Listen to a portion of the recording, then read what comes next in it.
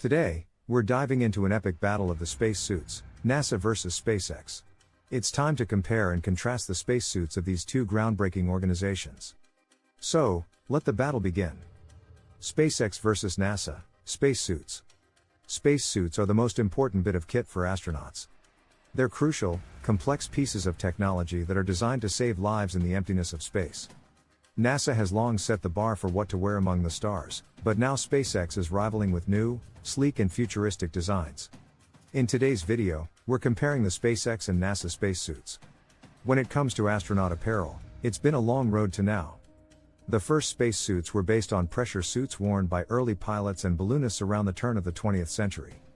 The first actual spacesuit designed specifically for, and used on, a spacewalk, though, was worn by the Russian cosmonaut Alexei Leonov, at the height of the space race between the US and the USSR in 1965. But it was far from perfect. When exposed to the vacuum of space for the first time, Leonov's suit inflated due to a problem with his gloves. As he was unable to re-enter his spacecraft in that condition, Leonov was then forced to depressurize his own suit, putting himself at an extremely high risk of injury and death. Thankfully, he did survive, and spacesuits have improved immeasurably since then. It's not like it's one suit for all jobs, though.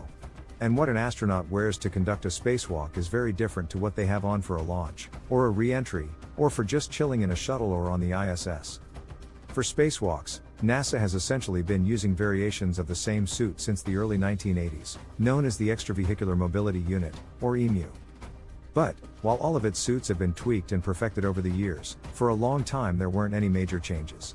That was until in 2019, when NASA unveiled two new designs, created specifically for the Artemis program. The suit designs that it has heralded are the Orion Crew Survival System Suit, or the OCSS, and the Exploration Extravehicular Mobility Unit, or the ZEMU. The OCSS is a closer fit in an eye-catching orange, meant to be worn for launch and re-entry. It's orange mostly to make it easier to locate astronauts should their return capsule land in the sea.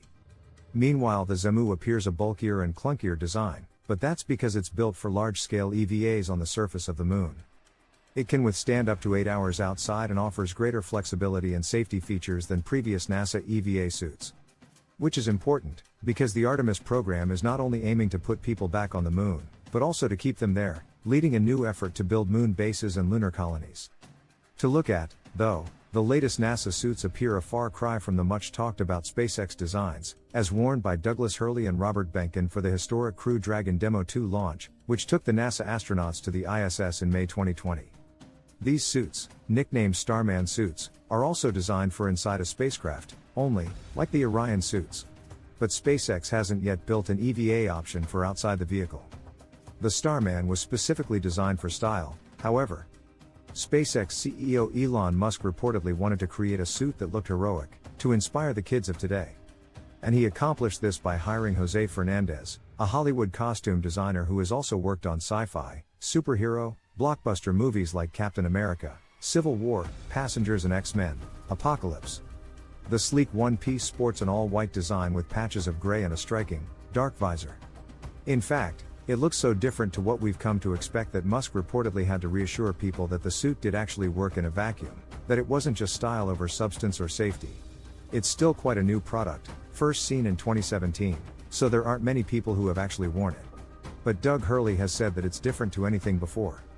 Nevertheless, with NASA's ZEMU in a class of its own because it's designed for EVAs, the orange Orion suit and the all-white Starman really share more in common than not least because NASA and SpaceX actually worked together to build the Starman uniform, once it had been designed. Both are custom-tailored to fit each astronaut's individual body type, which is a major upgrade from some previous NASA suits, which only came in set sizes.